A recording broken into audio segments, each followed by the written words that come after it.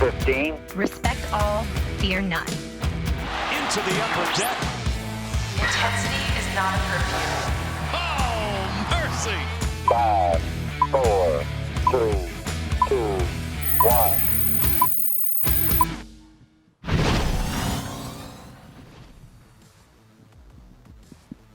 From inside the warehouse at Oriole Park at Camden Yards, it is the MASN All Access podcast. Paul Mancano, Bobby Blanco, as always, Hello, and now hello. joined by sports director at WJZ, Mark Viviano. Mark, thanks so much for hopping on. Paul, Bobby, good to see you guys. That video introduction was pretty cool. Did you like it? I'm like not it? worthy, but I'll pretend that I am, and we'll have a Absolutely. conversation. Oh, we think you're worthy for sure. It's all good. Very much worthy. We'll get you in there at some point. No, I have like some it video just the way today. that it is. Very avant-garde, moving, Yeah. just eye-catching.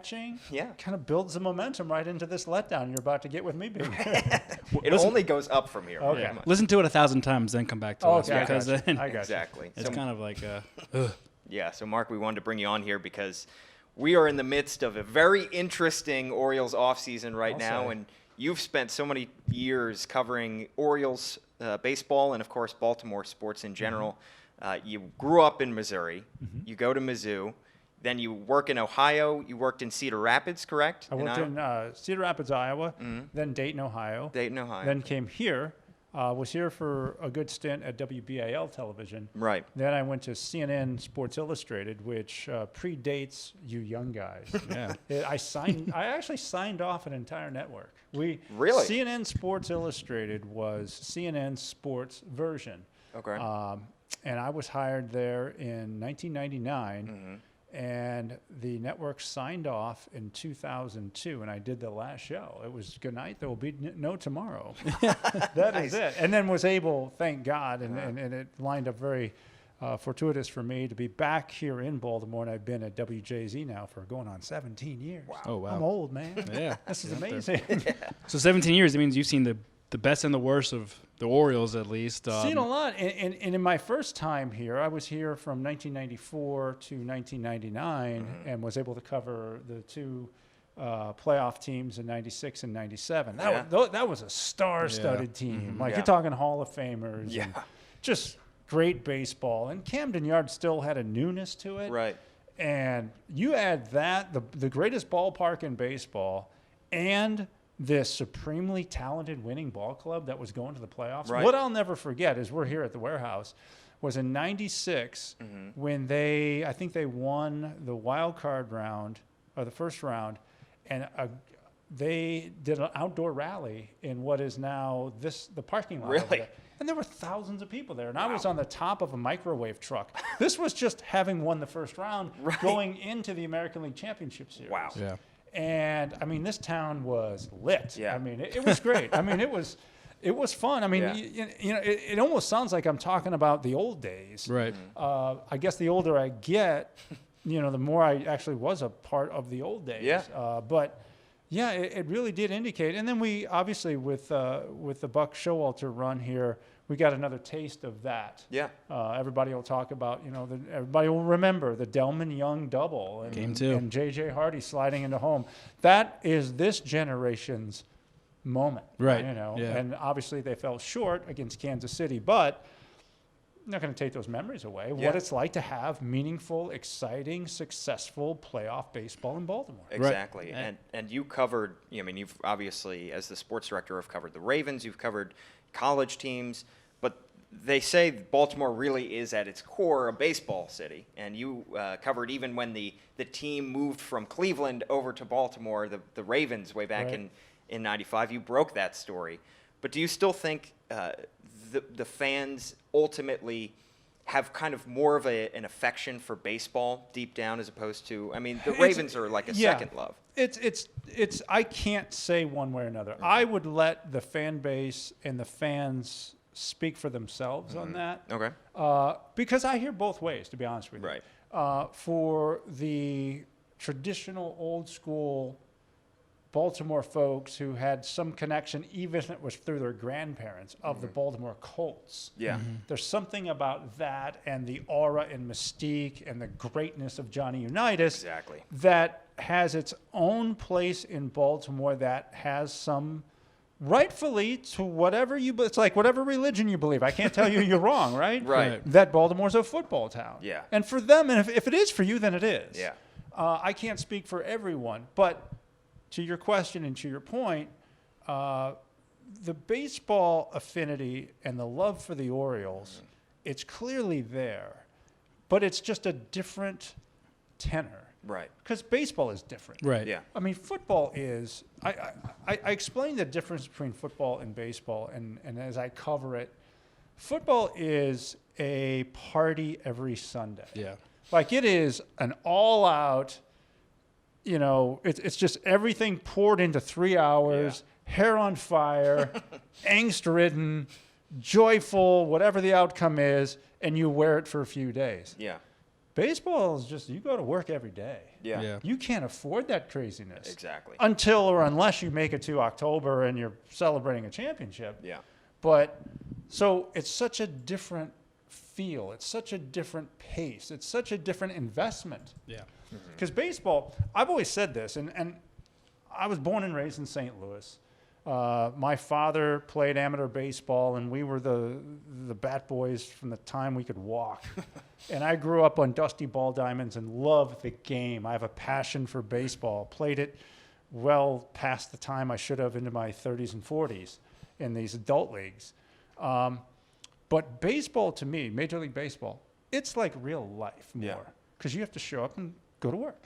Yeah. Yeah. And then when work's over, you go home, and then you go to work again the next day. In football, like I said, you practice all week for that one blowout party, and then you wear the success or failure.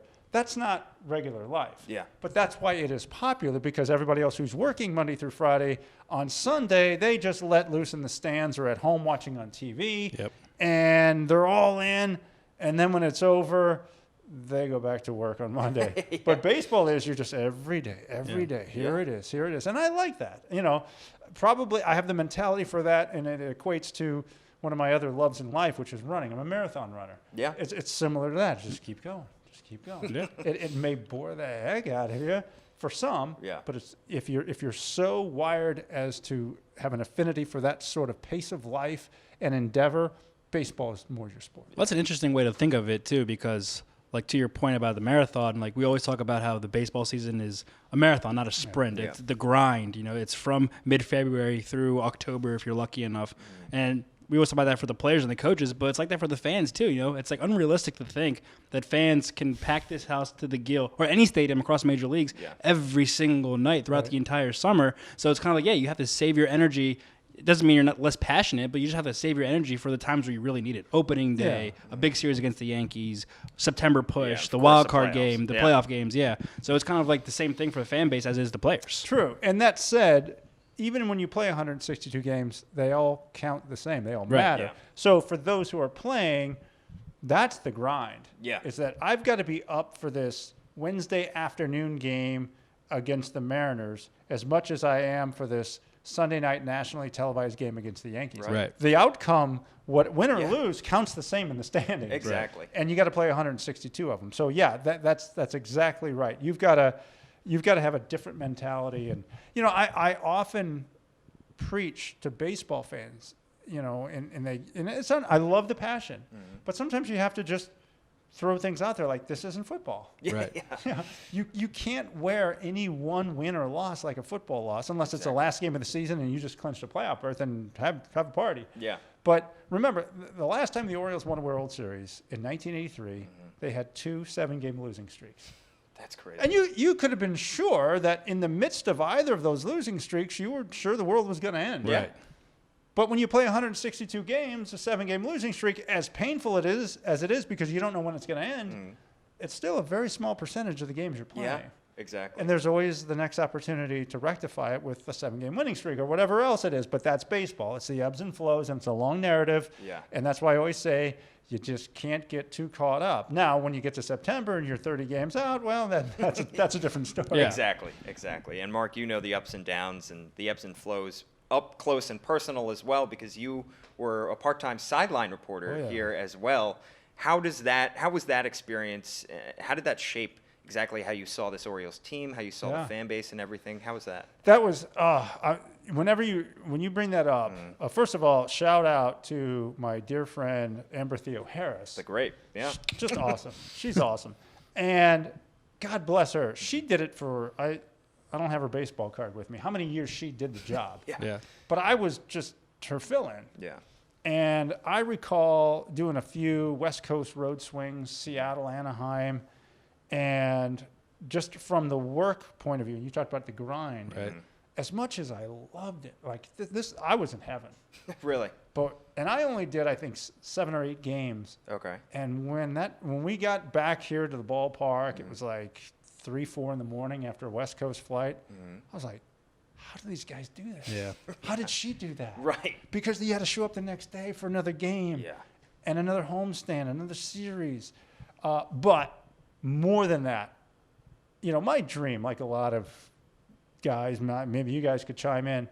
I dreamed of being a big league ball player. Absolutely. Like Of course. That's Yeah. like your dream. Yeah. I would have loved that. That would have been it. Realized pretty early in life that wasn't too likely for me. I mean, I think I was the backup catcher on my high school team, so I'm probably not going to go that far with this. So I got into this line of work because of my recognizing my affinity for the subject matter. Right. Baseball, football, basketball, just being around it, talking to the people involved in it, analyzing it, discussing it, reporting it. So when I was out, it struck me in particular when I was out in Anaheim doing the sideline stuff on an afternoon in Anaheim. I mean, you could not have painted a more beautiful picture, Southern California day. Yeah. And I was on the field with my MASN microphone, and they were going to toss to me for a pregame report. And I just kind of looked around. I thought of my 2 brothers because we both had that, that baseball dream. I'm like, I'm not playing in the big leagues, but God, this is close, and this feels cool. Yeah. And I've always tried to, no matter whether it's something as neat as that moment, or covering a Ravens game, or doing a live report before an Orioles game here at Camden Yards. I owe it to myself and my own well-being to appreciate all of this. Yeah. Like what you guys are doing now, there are a lot of guys who are watching this, from work or at home or wherever going, that's a cool job. So you guys got cool jobs. Yeah. Yeah. And I'm not here to give advice, but appreciate that. Yeah. Oh, absolutely. And just, every day when you walk through the door, you're like, I get to do this. Right. Exactly. Yeah. Are there grinds to it? Does it feel like work sometimes? Yeah. But maintain the overall senses. We get to do this. Yeah. And that's so when I was able and had the time and the invite to do the games for MASN. One quick story: the first game that I did, I'm going to guess it was back in 2005. I think it was. Anyway, the Orioles were playing the Indians on a Sunday afternoon, and Amber got a day off because, God, she probably needed more than 100 of them, but she got this one day off. So they said, yeah, could you do it? I'm like, oh, awesome. So I was reporting from down by the dugout. Okay. And in the well there. And it was, again, oh, this is cool, this is fun, this is a dream. As I'm leaving that night, true story, and this is so funny, this little girl comes up to me. She's probably 8 years old. And she goes, can I have your autograph? Oh, that's awesome. And I'm looking around like, who set this up? Yeah. It's like, cue the girl. Go ask him for his autograph. Because this is going to be like in his book, in his movie. He's scripted, yeah. And I looked at her like, really, honey? And I saw her mom over there. And I was like, yeah, she was. Oh, that's awesome. Yeah, it's like, how humbling is that? Yeah. It's like, oh, that is so cool. But Seriously. anyway, I appreciate all of it. Yeah. And I have fun with it. And I'm more and more emboldened to do it well and to do it and to be worthy of these opportunities that we have. Yeah. For sure. I mean, Bobby and I haven't been doing this for all that long, but I think, have to remind ourselves sometimes to appreciate where you are. I know every time I go home and talk to my dad, who's the biggest baseball fan in the world, and he's a lawyer now, but every day he tells me how jealous he is that he doesn't get to come to the ballpark every day and have his office here. And it's stuff that you need to appreciate. You can't forget. So how did you get in this? Well, I started here at MASN as a customer service rep intern when I was a sophomore in college and kind of working my way up. But I grew up in the area. I'm from Silver Spring, so I grew up an Orioles fan. There was no Nationals there yet, and Cal Ripken was my hero. Everyone wanted to wear number 8 and play shortstop or third base on my little league teams. And then But when the Nats came, I could not root for a DC team because I'm a DC guy. But Right. I come here, I try to catch a handful of games at both teams each year. And especially at Camden Yards, I'll watch with some friends in the outfield, and we'll be like, man, you probably are sick of this, right? I'm like, I never get sick of this view. I mean, every time Paul and I have to walk through the tunnel, I'm sure you're the same way, for batting practice or in the dugout or go to a pregame press conference. It's just I honestly get chills because this is my favorite. Maybe outside Cole Fieldhouse at the University of Maryland, this is my favorite sports arena in the world. Yeah. And I get literal chills every time I'm here, and I try not to take it for granted. So you're going old school Cole Fieldhouse? Yes. Yeah. Okay. Like 0-2, Juan Dixon Nice. versus Duke and Steve Blake, the steal, all that stuff. There you go. Because that is that was predates you, obviously, Right. Cole Fieldhouse, because it's now a football facility. Yeah. But that was a barn. Yeah. Really? It was just a big. It was. It was like a Hot. day on the day that we're talking. What is it, like 5 degrees outside? Yeah. It would be hot in there. Yeah, it'd be hot. It would be so hot You would in sweat there. in there just sitting there. And other teams had to factor that in. Right. Like I never knew physiologically how that happened. Yeah. That Well, no air conditioning's a start. apparently. Yeah. But I mean. Yeah, how does it get How does hot? it get that hot? Anyway. What was it like to cover that? It's sweaty. Brutal. Yeah. I think it was Little worse gross. if you had to play in it. Yeah, exactly. But anyway, old school Cole Fieldhouse, the buildings and stuff like that. Now, I'm asking questions now. What was your what was your route? Sure, What yeah. was your route here? I came here. This is just finished up my 3rd season with MASN. So I started as an intern at Syracuse, and I grew up outside of Philly. so you went to Philly fan. Q's? Yeah, I did. Yeah. Oh. And Bobby. Renowned. Big Q's Norris. Terps rivalry right here. Yeah. Renowned journalism. Almost program. as much as the Mizzou. No, Journalism I School of don't. I Journalism. don't compare. I say if there are a million roads to the same place. Yeah. It's all good. Yeah, exactly. So I grew up a Philly fan, and I grew up going to games at Citizens Bank Park because it's a little. Yeah. I opened when I think I was 9 years old, but I had the same kind of baseball was my first love, and as I've become fans of other sports, it always comes back to baseball, and I think you kind of hinted at that too with your own background. Yeah, no doubt. Yeah, and I, as a reporter, as a journalist, as a TV sports director, I love the seasons. I love Right. that, just like the weather changes, so do the seasons. Yeah. Although, football is almost year round now Yeah. because of, the draft and free agency and mini camps. And Exactly. then it just goes on, which it feeds the beast. Yeah. Because people love it. Baseball, when it comes to I'll be heading down to Sarasota in a couple weeks, and there's something about that time of year and being there and still knowing there's a long road ahead in the baseball season. But I love the change of seasons, and then you get into the basketball tournament in March, Yep. and then next thing you know, it's opening day, and I love the pattern. I Yeah. love how it works. Yeah, and at this point, switching over gears a little bit, Okay. we're at the end of January now, and Yeah. the Orioles haven't obviously made many moves player-wise in free agency, but they've made several huge changes this offseason, overhauling the management, bringing in Brandon Hyde, bringing in Mike Elias, somebody who has a wider view of the Orioles, having covered this team for over a decade.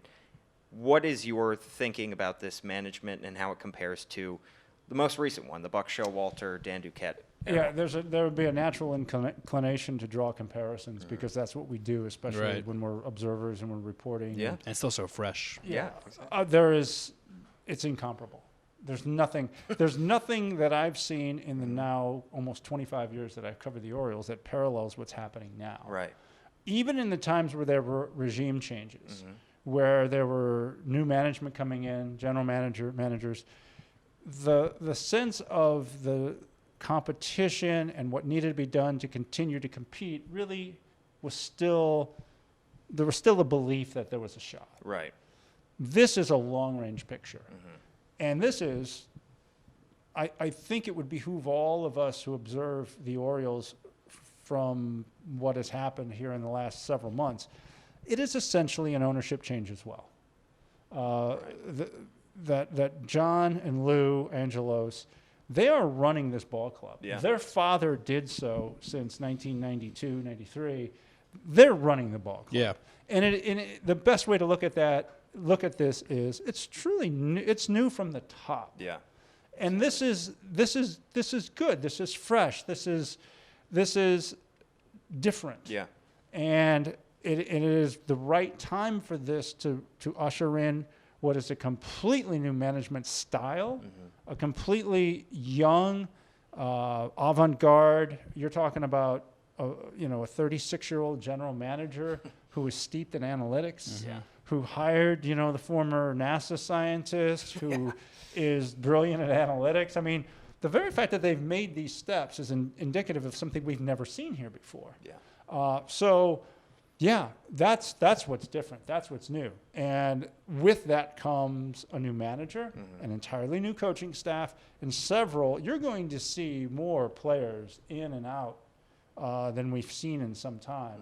Like, when I was covering the team back, even Andy McPhail referred to it as the dark ages, that from 2000 to almost 2014, 2012, 11. 2012, that there were a lot of guys coming in and out of here that you don't even remember half their names. It's a revolving door. It was a revolving door, and it was not a good talent base. And that's what Mike Elias has said about his number one charge is to elevate the talent level from the bottom to the top. And that's a years-long project, but that's what you got to do. And again, this is a guy who's seen it firsthand in Houston, with a manager who saw it firsthand in Chicago with the Cubs.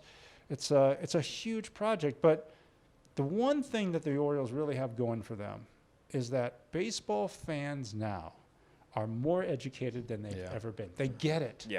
They get it. Particularly Orioles fans, too. They get it. Now, does that mean they're going to enjoy the pain that is endemic with this situation? No, but they get it.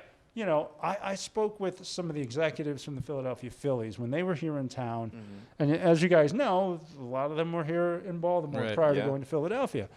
And I asked them about how they weathered that period of time, and you have family in Philly. I do. When this Phillies team, they still had some confetti laying around from their last world title. Exactly. And here they were just being not a very good baseball team. Losing 100 games. But with a purpose. There was a purpose to what they were doing.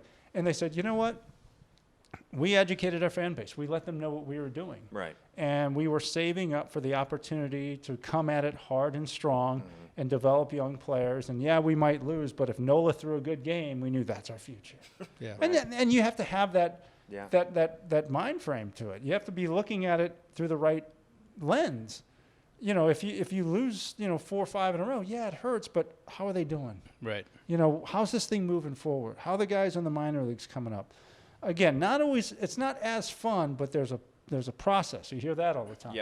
Respect the process, trust the process, and that's what has to be done here. And again, I'll give the fans credit. We're going to see. They're going to be tested. But I give the fans credit. They get it. The fans get what it takes, and it's not as fun maybe, but the payoff can be. Well, I think it's very impressive that from top down, the Angeloses, Mike Elias, Brent Hyde, they've all said, this is the goal. We have an end goal that we're trying to, and this is the process we're going through. They're being very transparent with the fan base. Like last year, I think part of the frustration was not that they were losing, but, fans were saying, well, why are we losing this much with all this talent? And what are we aiming for? What are we trying to do here? We keep losing. Now, I agree with you that I think the fans, there is a process. There is an end game. It's hey, we're going to have to accept these losses, this tough times, but in order to get to our end goal, which is building basically a whole organization from the ground up again and refurbishing. And I think we will see Orioles fans now that they know the plan, they're aware of it, they see it transpire on the field or in the draft or free agent signing, however it may be. I think they will not enjoy losing, but they understand it. They'll get it, and they'll still come out and support because you're going to be seeing the future of the team this year. And it's right to lock into the new reality. And what's going on and what the plans are, and we're going to be seeing it unfold and how it develops and the pains and the joys that come along the way. That being said, I'm one to pause for a moment and say where they are and how they got here, it's understandable. I think in some ways Dan Duquette on his way out the door gets kind of a bad rap. They had the most wins in the American League for a 5-year period. And okay, should they have started this process a year earlier? Maybe. But they went for it. And they went down in flames, but they went down trying, right? That's what they did. But for that period of time, they over-delivered. Yeah. Because every year we saw the Pacoda projections, and the Orioles were going to win 72 games. Exactly. And they won a wild card. Nah, it's a fluke. The next year they're going to win 71 games. And they go 81 and 81 or whatever it was. Yeah. And then they're winning 94, 95 games. It's like, so they did well for a period of time in a manner that confounded some people because Yeah. Dan was not orthodox by any stretch. But it worked. And that's what's fascinating about sports. We can draw up all of the plans we want. Yeah. We could talk about a rebuild. Yeah. You could talk about any plan that any team in any sport has, and then you got to go play. Then you got to go play. Yeah, exactly. And then these guys got to show up, and these human beings actually have to execute these plays, and they have to pitch well, and they have to hit well, and they have to – it all has to happen. Yeah. Throw the paper out. You got to go out between those lines and show me what happened. And there's no guarantees. There's never Right. a guarantee. And we all think we know. Yeah. And we do Pacoda projections. We do predictions. I hate predictions. I always get asked to do predictions, whether it's before a baseball season or even weekly for football games. I hate it because you know what I like most about sports? I don't know what's going to happen. Yeah, The exactly. unpredictability. Isn't that the best part Yeah. about sports? We can line up all the factors. Yeah. We can line up the likelihoods and the stats and the probabilities and everything. And then, like I said, they got to go play. Yeah. Yeah. And then some guy has the day of his life and no one expected it. And Yeah. then that, for me as a reporter, that's the story. Exactly. You know, the unfolding of something we can't, you know, when things are obvious and they happen obviously, nah. Yeah. I mean, it's fine. It's Like cool. It's boring. yeah, Yeah. that's It's chalk. fine. Yeah. Give me a story. Exactly. Give me something unexpected. The Orioles for that period of time were unexpected. Yeah. From 12 to 16, that was a ride because it was such a story. Because, you know, we hear for years, oh, you can't compete in the American League East. It's not fair. It's not fair. Well, who won the division? Yeah. Yeah. You know, I mean, Exactly. how'd they win all those games? Yeah. It can happen. Yeah. Now, flip this page, and now you're on to this rebuild. It's going to be, you know, it's a different story. Yeah. But God help them if they do something.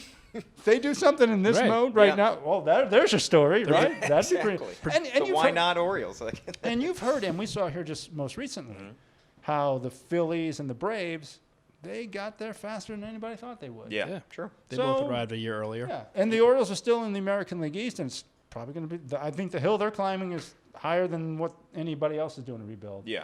But they've got the people to endeavor the challenge, so we'll see. Exactly. And speaking of the people, I want to get your first thoughts of Brandon Hyde as a new manager, because you have the front office that you mentioned is very analytical, very sabermetrics, and then they go out and hire a guy in Brandon Hyde that everybody says he's a player's manager. He's Yeah. very, very relatable.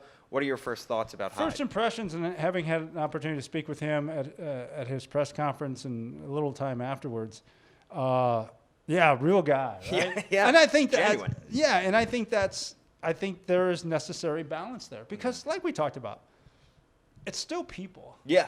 You Yeah, know? exactly. I mean, and these guys, these baseball players, and again, I love to be around the ballpark and around the players and see what they go through. And again, back to the marathon thing and the grind that they go through. They spend more time together than they do with their families. Yeah. Seriously. And you better have someone that can relate, that can be, have a personality that kind of understands what you're going through or can adjust to who you are as a person. And I think Brandon, at least my initial impression, seems to be that guy. Yeah. Seems to be a real good candidate to be a leader of men who can interact on a personal level. And I've heard him talking about, some of the influence he got from Joe Madden. But Joe was always even. Like, you didn't know if it was a good day or a bad day with Joe, but Consistent. he was just consistent. And Yeah. I think that's a good quality to bring to the ballpark for a club with a lot of young guys who are going to be dealing with a lot of learning. Again, we're going to see how it unfolds and how it goes, and God bless him. I hope this is all new to him too. Exactly. Again, you could lay out. I'm sure he's already lined up his plan of attack and his syllabus And then they're all going to walk out there on the field in Sarasota, and he's going to be like, "Whoa, Yeah. we got some baseball here. Exactly. Let's do it." And that should be fun. Exactly. And that should be fun, and hopefully that translates to some success for them. Well, Mark, hopefully it's a fun season to cover for you over at WJZ. Thank you so much for hopping on the podcast. Your Twitter handle at MarkWJZ, correct? Mark WJZ. Give 'em a follow. Up there right now, some fun for those. I was in South Florida last week on a little vacation. I stopped by the old ballpark. I saw that. It's And Fort Lauderdale. Oh, nice. 10 years ago, they played their last game there 10 years ago, Yeah. and no one's played there since. It's a ghost. It's Really? It looks so creepy. it's like It's overrun. creepy. at It is this point? Yeah, creepy. it's creepy. Wow. It's graffiti all over it. But Orioles and Nationals are still on the score. Really? That was the last Oh, game that's there. crazy. But anyway, I like to get out there and share fun stuff like that on Twitter, and Yeah. this has been great. Awesome. I listened to you guys, and I didn't even know this was going to be on video. So Yeah, Surprise. absolutely. let's do it. Multimedia. You're always ready for video. So. I don't know about that. Yeah. But it's been fun. Awesome. Yeah. Before we let you go, Mark, we got a little bag of nifty gifties for you, What? courtesy of our social media director, Olivia Witherite Oh, and MASN, Olivia, you some are stuff. the best. for you to take He's home. always looking out for you. Oh, Yeah. this is outstanding. Got Thank your you. MASN Thank swag. you guys. Yeah. I had no idea. Yeah. Of This is course. Surprise. Thanks for hopping on. And Parting gifts. Exactly. Yeah. We will see you in Sarasota in just a couple weeks. Can't wait to be there. Awesome. The MASN All Access podcast. Find us on Twitter at Paul Mancano, at Bobby_Blanco. Bobby, where can we hear the MASN All Access Apple podcast? Podcast, Google Play, SoundCloud, and now Spotify. We're Awesome. now Spotify, so check us out, MASN All Access Podcast. Really everywhere that you can find podcasts. Thanks for tuning in.